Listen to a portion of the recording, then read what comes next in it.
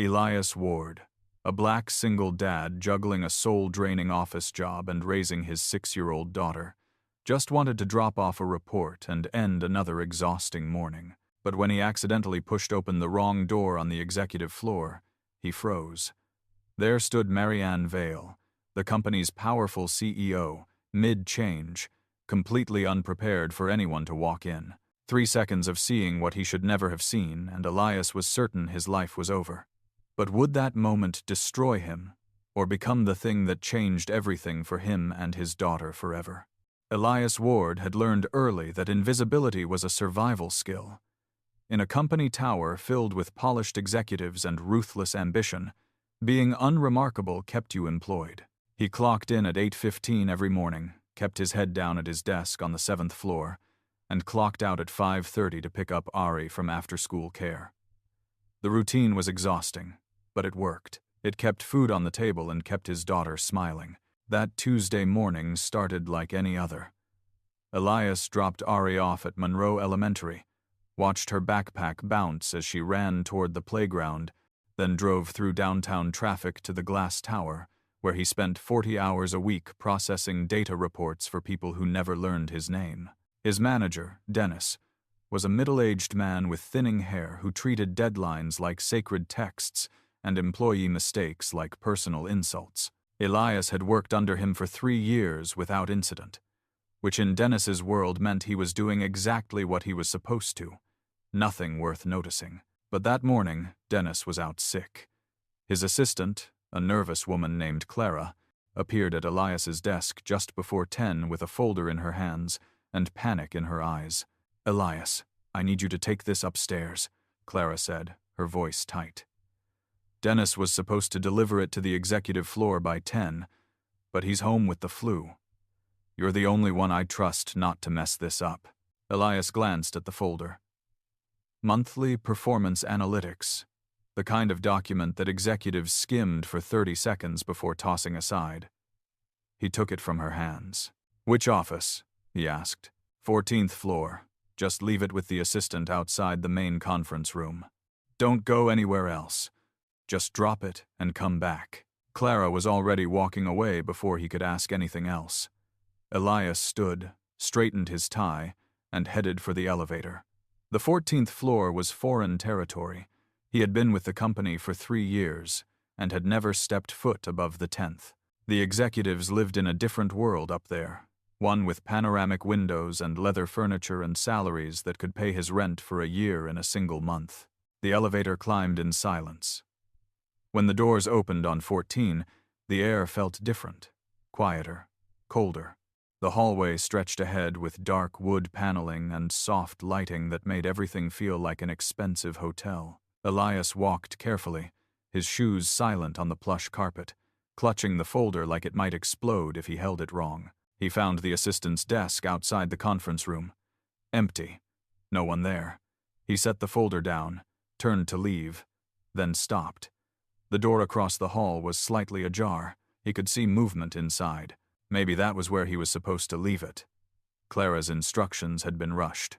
Maybe she meant that office instead. Elias crossed the hallway and pushed the door open. The world stopped. Marianne Vale stood in the center of the room, her back to him, her blouse halfway off. For 3 frozen seconds, Elias saw bare skin, the curve of her shoulders, the line of her spine. His brain screamed at him to move, to back out, to close the door.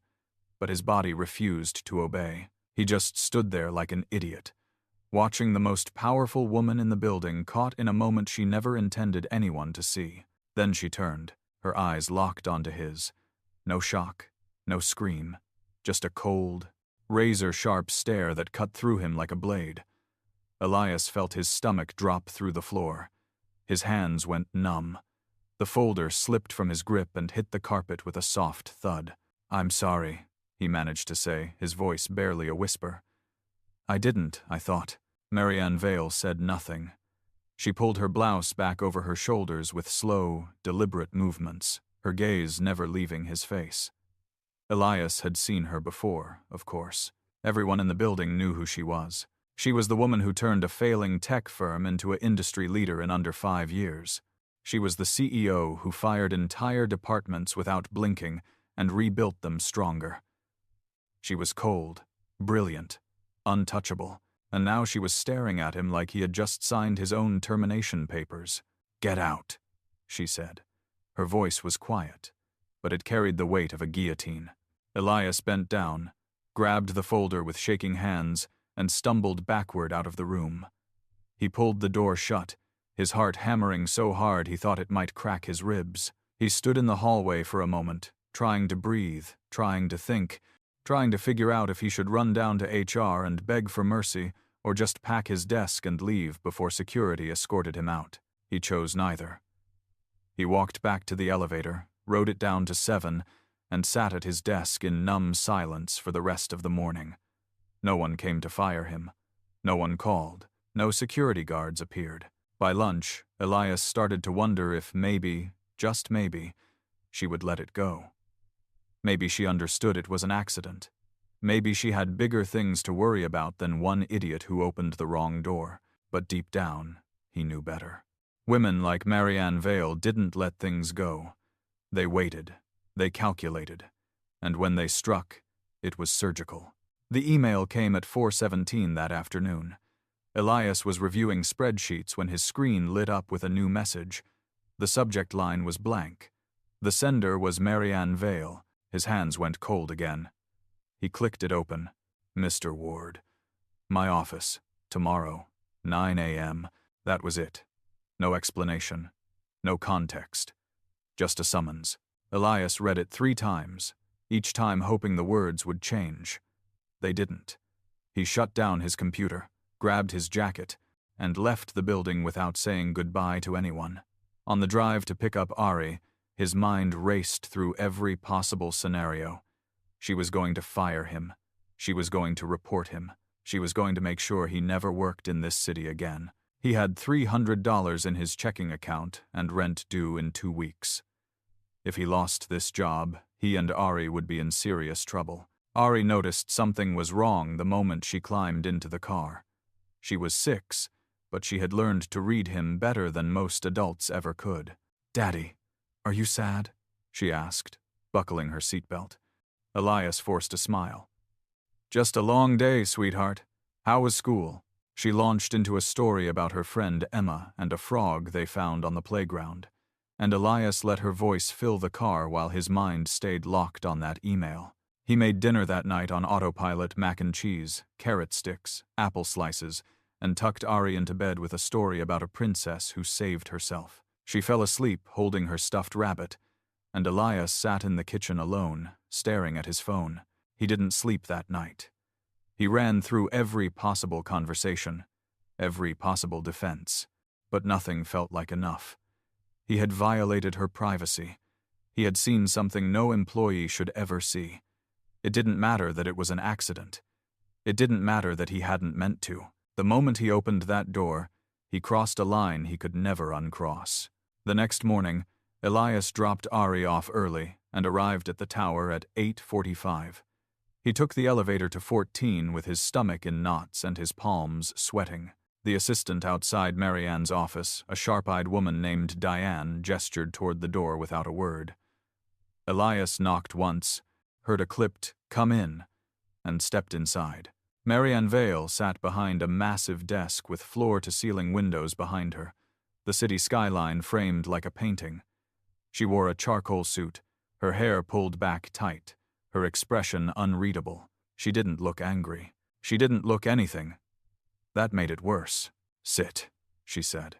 Elias sat in the chair across from her, feeling like a kid called to the principal's office. He waited for her to speak, but she didn't. She just studied him with those sharp, calculating eyes. The silence stretched until it felt unbearable. Finally, she leaned forward and placed a folder on the desk between them. Elias recognized it immediately. It was a proposal he had submitted 6 months ago through the company's internal suggestion system, a strategy to streamline client data integration. He had spent weeks on it, working late after Ari went to bed, convinced it could save the company time and money. Dennis had dismissed it without reading past the first page. "Do you remember writing this?" Marianne asked. Elias blinked. Of all the things he expected her to say, that wasn't one of them. "Yes," he said carefully. "It's good," she said. "Better than good. It's smart, thorough, and exactly the kind of thinking this company needs." Elias had no idea how to respond. He just stared at her. Marianne leaned back in her chair. "I'm giving you a choice, Mr. Ward. You can walk out of here, go back to your desk, and pretend yesterday never happened. Or you can take charge of implementing this proposal as a full project lead, report directly to me, and prove that you're more than just someone who knows how to stay invisible." Elias felt the floor tilt beneath him. This wasn't firing. This wasn't punishment. This was an opportunity. A massive, impossible, terrifying opportunity. "Why?" he asked, the word slipping out before he could stop it. Marianne's expression didn't change. "Because I don't waste talent. And because if you're going to see me at my most vulnerable, I'd rather you be someone worth the risk." Elias sat there, his mind racing. This could change everything. It could pull him and Ari out of the paycheck-to-paycheck grind. It could give him a real future, but it also meant stepping into a spotlight he had spent years avoiding. It meant working directly under a woman who terrified him. It meant risking everything. "I'll do it," he said. Marianne nodded once, like she had expected nothing less. "Good. You start Monday. Diane will send you the details." Elias stood, his legs unsteady, and turned toward the door. Just before he reached it, Marianne spoke again. "Mr. Ward." He looked back. "Don't make me regret this." Elias nodded and walked out, the door clicking shut behind him. He stood in the hallway, breathing hard, trying to process what had just happened. The wrong door had opened, and somehow, impossibly, it hadn't destroyed him. It had given him a chance. The first week felt like learning to walk on a tightrope while everyone below waited for him to fall. Elias moved his workspace to a small office on the 12th floor, 2 levels closer to executive territory, but still far enough down to remind him where he came from. The office had a window that looked out over the parking garage, a desk that didn't wobble, and a door he could close. It was more than he'd ever had before. Marianne scheduled their first meeting for Tuesday morning. Elias arrived 10 minutes early with printed copies of his proposal, revised timelines, and a presentation he'd rehearsed in front of his bathroom mirror while Ari brushed her teeth. When Diane gestured him into Marianne's office, he found her standing by the window, coffee in hand, looking out at the city like she owned every building in sight. "Walk me through it," Marianne said without turning around. Elias set his materials on her desk and started talking. He explained the integration system, the cost savings, the implementation timeline. He pointed out potential obstacles and the solutions he'd already mapped. Marianne listened without interrupting, her back still to him, and Elias had no idea if she was impressed or already regretting her decision. When he finished, she turned and looked at him directly. "You're underselling it," she said. "The cost savings aren't 20%. They're closer to 35% if you factor in reduced training overhead. Don't be afraid to claim what you've actually accomplished." Elias blinked. He'd run those numbers 3 times and settled on the conservative estimate to avoid looking overconfident. "Confidence isn't arrogance when you can back it up," Marianne added, setting her coffee down. "Own your work, Mr. Ward. If you don't, no one else will." That became the rhythm of their work. Twice a week, Elias met with Marianne to update her on progress. She asked sharp questions, caught mistakes he'd missed, and pushed him harder than Dennis ever had, but she also listened. When Elias raised concerns about server capacity, she allocated budget immediately. When he suggested bringing in 2 junior developers to help with coding, she approved it the same day. She didn't micromanage. She didn't second-guess. She trusted him to know what he needed, and that trust felt heavier than any criticism. By the 3rd week, Elias started to see patterns in the way Marianne worked. She arrived before anyone else and left after everyone was gone. She took calls during lunch and answered emails at midnight. Her calendar was a minefield of back-to-back meetings, budget reviews, board presentations. She ran the company like a machine, precise and relentless, and somewhere in the middle of that machine, She'd carved out space for his project. One evening, Elias stayed late to finish a technical review. It was nearly 7 when he finally shut down his laptop and headed for the elevator. As the doors opened on the 14th floor, he nearly walked straight into Marianne. She had her coat over one arm and her briefcase in the other, clearly on her way out. "Mr. Ward," she said, stepping back to let him enter. "Miss Vale," he replied, hitting the button for the lobby. They stood in silence as the elevator descended. Elias could feel the weight of her presence beside him, the careful distance she always maintained. He'd grown used to it in meetings, but in this small space, it felt different, more deliberate, like she was actively choosing not to acknowledge what had happened between them that first day. The elevator stopped on the 10th floor. The doors opened, but no one got on. They slid shut again, and the descent continued. "Your daughter," Marianne said suddenly. "How old is she?" Elias glanced at her, surprised. 6. Her name's Ari. Marianne nodded, her eyes still forward. "You pick her up from school every day." It wasn't a question, so Elias didn't answer. He wondered how she knew that. Maybe Diane kept track of his schedule. Maybe Marianne just noticed things.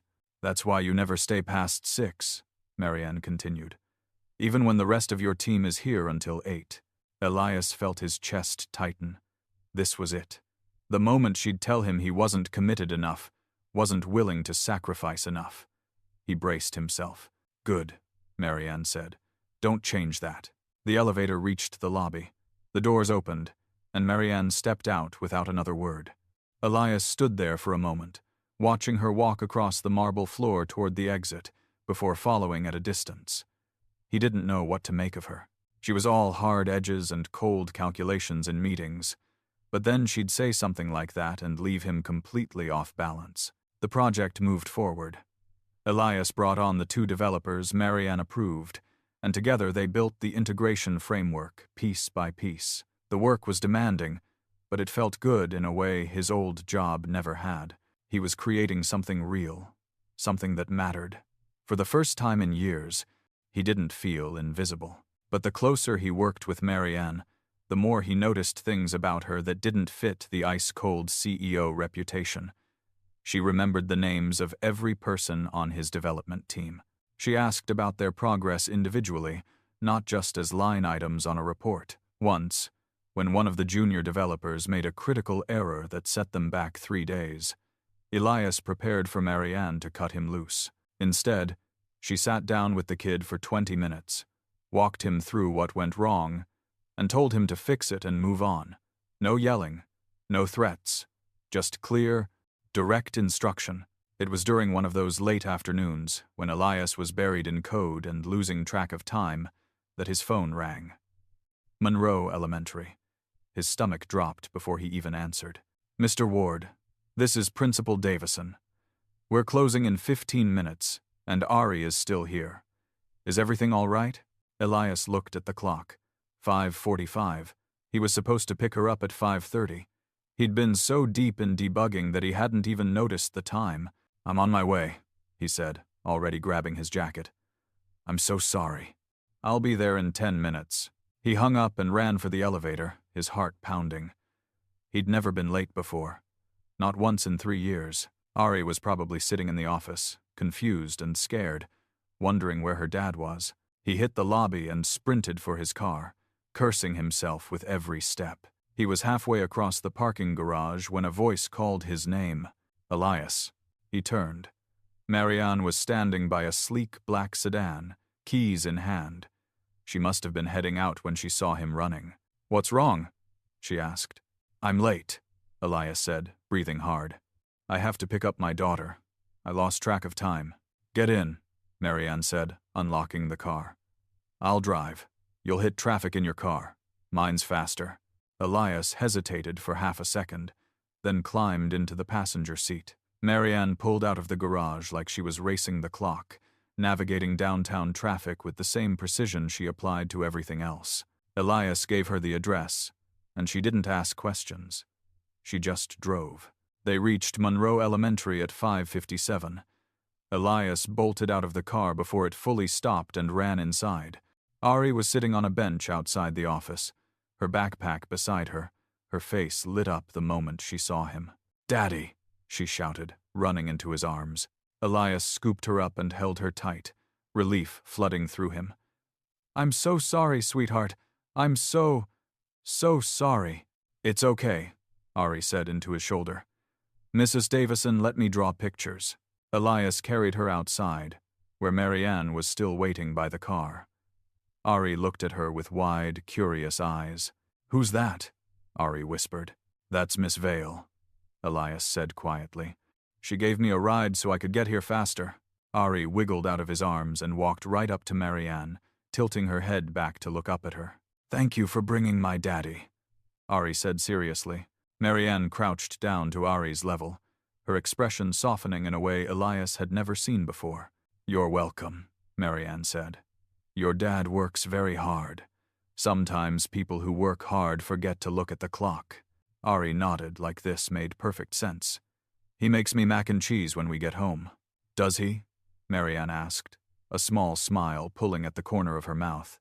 "It's the best mac and cheese in the whole world," Ari declared. Marianne glanced up at Elias, and for just a moment, the wall between them cracked. Not much, just enough for him to see the person underneath the CEO armor. Then she stood, the moment passing as quickly as it came. "I'll see you tomorrow, Mr. Ward," Marianne said, heading back to her car. Elias watched her drive away, Ari's small hand tucked into his. He didn't know what had just happened, but something had shifted, something he couldn't name yet but could feel settling into the space between them. Over the next few weeks, the dynamic changed. Marianne started asking about Ari during their meetings. Nothing invasive, just small questions. How was school? What books she liked? Whether she still believed in the tooth fairy. Elias answered carefully at first, unsure where the line was between professional and personal. But Marianne never crossed it. She just listened, nodded, and moved the conversation back to work. The project was entering its final phase. The integration system was almost complete, and initial tests showed it performing even better than projected. Elias's team was exhausted but proud. They'd built something real, something that would change how the entire company operated. Marianne scheduled a preliminary review with the executive board for early December, and Elias started preparing the presentation that would determine whether all of this actually mattered. That's when Rowan Briggs started paying attention. Rowan was Senior Vice President of Operations, a man in his early 50s with silver hair and a smile that never reached his eyes. He'd been with the company since before Marianne took over, and he carried himself like someone who believed he should have been CEO instead. Elias had seen him around the building, always surrounded by people who laughed too loud at his jokes and nodded too quickly at his opinions. The first time Rowan acknowledged Elias's existence was in the 14th floor hallway. Elias was heading to Marianne's office for their weekly check-in when Rowan stepped out of the elevator. "Elias Ward," Rowan said, his voice friendly but his eyes cold. "The man of the hour." Elias stopped. "Mr. Briggs, I've been hearing a lot about your project," Rowan continued, walking closer. "Impressive stuff. Must be nice having the CEO's personal attention." There was something sharp hidden in that last sentence, something that made Elias's instincts flare. "Miss Vale has been very supportive," Elias said carefully.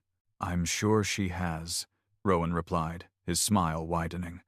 "Just seems interesting, you know?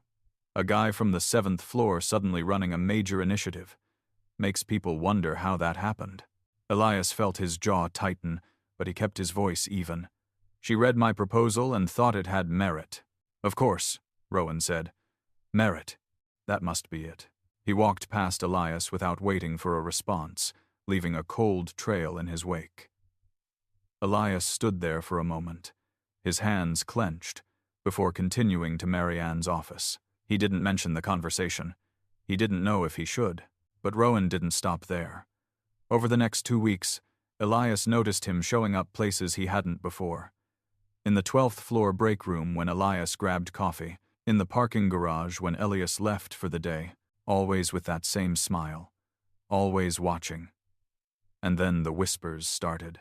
Elias heard them in the elevator, in the bathroom, in the hallway outside his office. People wondering why Marianne Vale was spending so much time with a nobody from data processing. People speculating about favoritism, about ulterior motives, about things that made Elias's skin crawl. He tried to ignore it, tried to focus on the work, but the whispers followed him everywhere. Then the board requested an audit of the project. Marianne called him into her office on a Thursday afternoon. She looked tired in a way he hadn't seen before, the kind of tired that came from fighting battles most people never saw. "The board wants an independent review of your project before the final presentation," she said, sliding a document across her desk. Rowan pushed for it. "He's claiming potential budget mismanagement and questioning the validity of your projections." Elias felt his stomach turn. "That's not true. Every expense is documented. Every projection is backed by data." "I know," Marianne said, "but perception matters. And right now, Rowan is very good at managing perception." "What does this mean for the project?" Elias asked. Marianne met his eyes. "It means we have to be perfect. No mistakes. No gaps. If the audit finds anything questionable, they'll shut this down and use it to undermine both of us." "Both of us," Elias repeated. "You didn't think this was just about you, did you?" Marianne asked, her voice quiet. "Rowan wants my position. He's been circling since the day I took over. You're just the angle he's chosen to attack from." Elias sat back in his chair, the weight of it settling over him. He'd thought this was about his work, about his project, but it was so much bigger than that. He was a pawn in a game he didn't even know he was playing. "I should step back," Elias said, "if this is putting you at risk." "No," Marianne said firmly. "You don't step back. That's exactly what he wants. He wants you to fold so he can prove I made a mistake by trusting you." "Did you?" Elias asked. Marianne's expression didn't change. "If I thought I made a mistake, we wouldn't be having this conversation. I'd have already cut my losses." The audit took 3 weeks. Auditors combed through every line of the budget, every expense report, every technical decision. They interviewed Elias's team, reviewed timelines, and scrutinized every projection. Elias barely slept. He worked 18-hour days, triple-checking everything, making sure there wasn't a single crack they could exploit. During those 3 weeks, Marianne pulled back.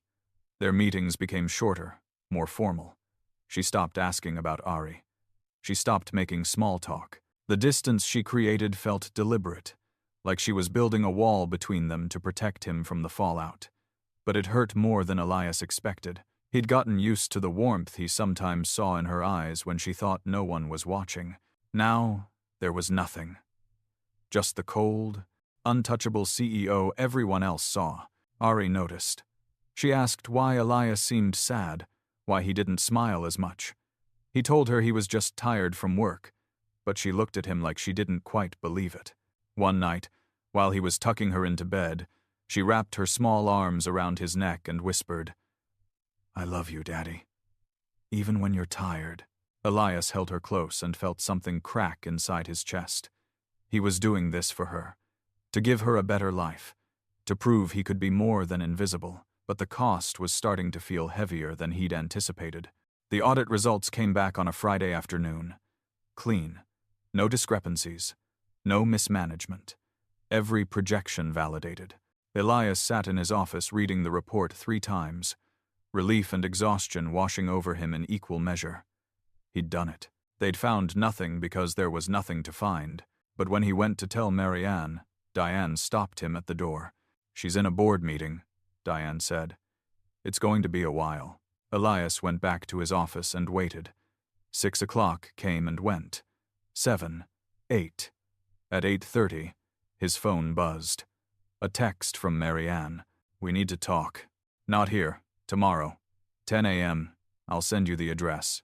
Elias stared at the message, his heart sinking. That didn't sound like good news. That sounded like the beginning of the end. He went home, picked up Ari from the neighbor who'd been watching her, and tried to act normal. But as he lay in bed that night, staring at the ceiling, he couldn't shake the feeling that everything was about to fall apart. And the worst part was knowing that this time, There might not be a door he could walk through to fix it. Human, I appreciate your work so far, but I need you to continue with Chapter 3 now. Please write the full Chapter 3 based on the outline, maintaining all the established rules and consistency requirements. The address Marianne sent led to a coffee shop in a quiet neighborhood 20 minutes from downtown. Elias arrived at 9:50, found a table near the back, and ordered coffee he didn't drink. He watched the door, his mind running through every possible conversation they were about to have. None of them ended well. Marianne walked in at exactly 10. She wore jeans and a sweater, her hair down instead of pulled back, and for a moment Elias almost didn't recognize her. She looked younger without the armor of her suits and heels. More human. She spotted him, grabbed a coffee from the counter, and slid into the seat across from him. The board accepted the audit results, Marianne said without preamble. Your project is moving forward to final presentation. Elias felt relief flood through him, but it was quickly replaced by confusion. Then why are we here? Marianne wrapped her hands around her coffee cup and looked at him directly. Because Rowan isn't done. He's planning to challenge you during the presentation. He's going to ask questions designed to make you look incompetent in front of the entire board. He wants to prove that I elevated you beyond your capabilities. Can he do that? Elias asked. He can try, Marianne said. And if you stumble, if you can't defend your own work, he'll use it to argue that my judgment is compromised. The implication hung in the air between them. Compromised. Because she'd given a low-level black employee an opportunity most people in the building would kill for. Because she'd spent months working closely with him. Because people were already whispering about favoritism and ulterior motives. What do you need me to do? Elias asked. Be perfect, Marianne said. Know every number, every projection, every technical detail. Don't give him any opening. If he asks you a question, answer it so completely that he looks foolish for asking. Elias nodded slowly. I can do that. I know you can, Marianne said. Then she looked away, out the window at the street beyond. There's something else. Elias waited. After the presentation, regardless of the outcome, we need to establish distance, Marianne said, her voice careful. The board is watching. Rowan is watching. If we continue working this closely, it will become a liability for both of us. Elias felt something cold settle in his chest. You're cutting me loose. I'm protecting you, Marianne corrected, her eyes snapping back to his. If this project succeeds, you'll have proven yourself. You won't need me anymore. You'll be able to move forward on your own merit. And if it fails? Elias asked. Marianne's jaw tightened. Then we both lose. They sat in silence for a long moment. Elias wanted to argue, wanted to tell her that he didn't care about the whispers or the politics, that he'd rather fail on his own terms than succeed by playing their game. But he thought about Ari, about the stability this job provided, about the future he was trying to build, and he knew Marianne was right. Ari asked about you last week, Elias said quietly. She wanted to know when the nice lady who drove us to school was coming back. Something flickered across Marianne's face. Pain, maybe. Or regret. Tell her I've been busy. She's 6, Elias said. She doesn't understand busy. She just knows that people who matter show up. Marianne looked down at her coffee. Then tell her I'm sorry. Elias stood, leaving his untouched coffee on the table. The presentation is Friday. I'll be ready.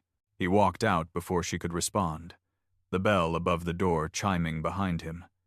He sat in his car for 5 minutes, hands gripping the steering wheel, before finally starting the engine and driving home. The next 4 days blurred together. Elias rehearsed his presentation until he could recite it in his sleep. He drilled himself on every possible question, every potential challenge. His team ran final tests, verified data, double-checked calculations. Everything was perfect. It had to be. Friday morning arrived cold and gray.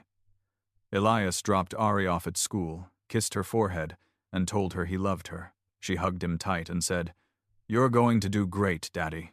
You always do." He wished he had her confidence.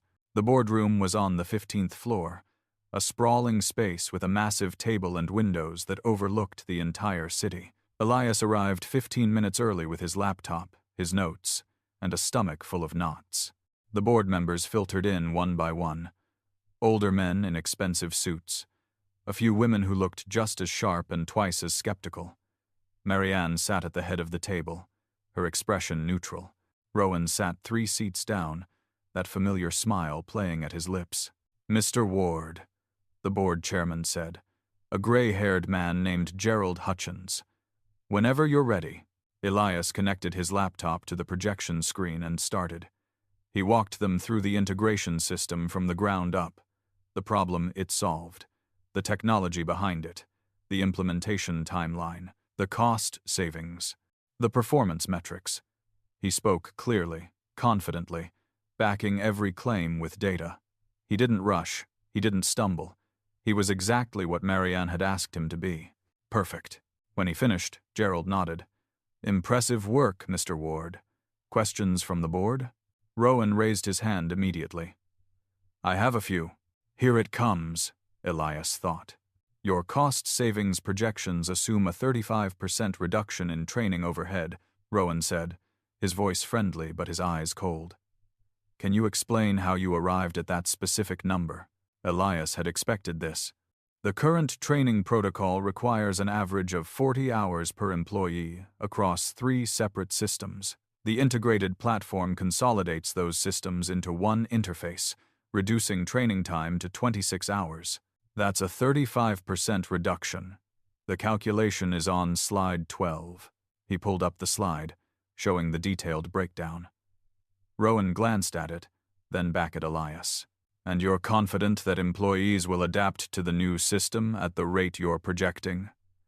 Rowan asked. "I'm confident based on the pilot program we ran with 23 volunteers from 5 different departments," Elias replied.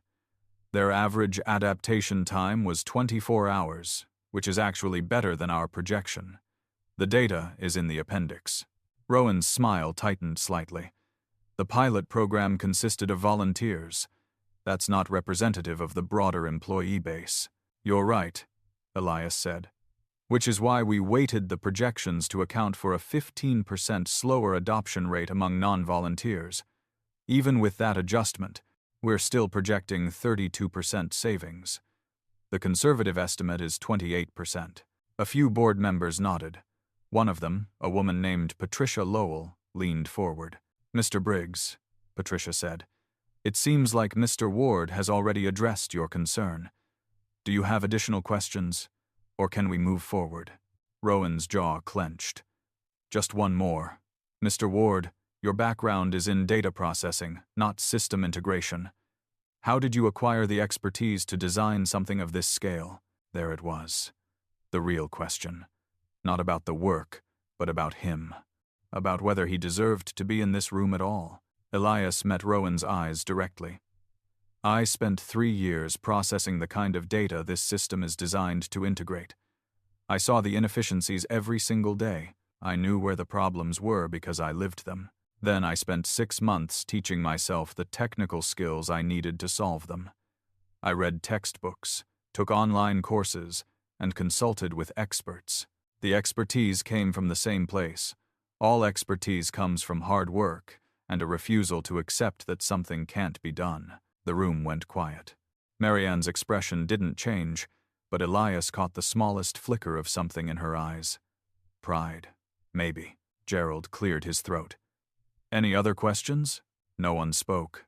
"Then I believe we're ready to vote," Gerald said. "All in favor of full implementation of Mr. Ward's integration system?" Hands went up around the table. 8 out of 10. Rowan's hand stayed down, along with one other board member who seemed to follow Rowan's lead on everything. But 8 was more than enough. "Motion passes," Gerald said. "Congratulations, Mr. Ward. Well done." Elias exhaled for what felt like the first time in an hour. He packed up his laptop, shook hands with board members who suddenly seemed interested in talking to him, and tried to ignore the way Rowan stared at him from across the room. When the boardroom finally cleared, only Marianne remained. She stood by the windows, looking out at the city, and Elias walked over to stand beside her. "You did it," Marianne said quietly. "We did it," Elias corrected. Marianne turned to look at him, and for the first time in weeks, the wall between them seemed to crack. "You know what happens now. You keep your distance," Elias said. "I prove I can succeed without you. We pretend the last few months didn't change anything." "For 6 months," Marianne said. "Give it 6 months. Let the whispers die down. Let Rowan move on to his next target. Then maybe—" She stopped herself, but Elias understood what she wasn't saying. 6 months, he repeated. Marianne nodded. "If you still want this, if Ari still wants this, if it's not just the project bringing us together." "It's not," Elias said. "Then we wait," Marianne said. "And we see." She walked past him toward the door, and Elias stood alone in the boardroom, looking out at the city that had seemed so impossible to conquer just a few months ago. He'd done it. He'd proven himself, and now all he had to do was wait. 6 months felt like forever. But for the first time in his life, forever felt like something worth waiting for. The months passed slowly. Elias's project rolled out company-wide with minimal issues. His team was absorbed into a permanent department with him as director. He got a raise that let him move into a better apartment with a yard where Ari could play. He stopped being invisible. People knew his name now. They respected his work. But he missed Marianne. He saw her in the building occasionally, always from a distance. She'd nod if their eyes met, nothing more. Professional, careful, exactly what they'd agreed to. Ari asked about her less frequently as time went on, but she never forgot. Sometimes she'd draw pictures and tell Elias to give them to the nice lady. He kept them in his desk drawer, waiting. 6 months and 2 weeks after the board presentation, Elias was leaving the building when he found Marianne waiting by his car. She wore jeans again, her hair down, and she held a coffee cup in each hand. "I thought you might want this," she said, offering him one. Elias took it. "It's been 6 months. 6 months and 2 weeks, Marianne corrected. "I wanted to be sure." "Sure of what?" Elias asked. "That this wasn't just adrenaline," Marianne said. "That I wasn't just someone who helped you when you needed it. That you weren't just someone who made me feel less alone." Elias set his coffee on the roof of his car and took a step closer. "And now? Now I'd like to meet Ari properly," Marianne said. "If that's okay with you." Elias smiled. "She's been waiting for you." 3 weeks later, Elias made dinner at his new apartment while Ari helped Marianne set the table. They ate together, the 3 of them, and afterward Ari insisted on showing Marianne every drawing she'd made over the past 6 months. Marianne sat on the floor with her, looking at each one like it was a masterpiece, and Elias watched from the doorway with something warm settling in his chest. When the sun started to set, Ari grabbed both their hands and pulled them to the window to watch the colors change. She stood between them, small and certain, and looked up at Marianne with serious eyes. "Are you going to stay forever?" Ari asked.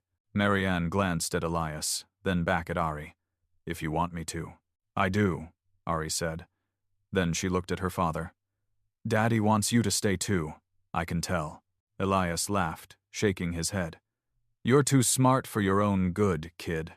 Marianne squeezed Ari's hand, then reached for Elias's.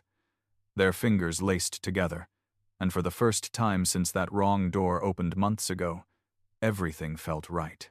The wrong door. The one that should have ended everything. The one that became the beginning of something neither of them expected, but both of them needed. Elias Ward's life had changed forever. Not because he was invisible anymore, but because someone had finally seen him. And he'd seen her too. Past the armor, past the power, past everything the world told them they were supposed to be. They'd found something real. And they weren't letting go.